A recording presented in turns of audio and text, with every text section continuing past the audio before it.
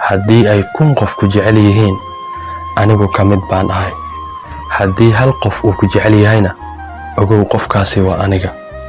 balse haddii cidna aysan ku jeclayn ogow waa maraan dhintay inaan ku daba ordo waan awoodaa laakiin maya ma samaynayo sababtoo ah jacaylkayga waxaa iiga wanaagsan inaan ilaaliyo sharafkayga aniga wax waliba oo igu saabsan adiga dartaa ayaan u bedelay si aan ku helo adigana wax waliba ayaad u samaysay sidii aad noloshayda uga bixi lahayd waxay iigu deeqday qalbigeeda oo ah meesha ugu qaalisan jirkeeda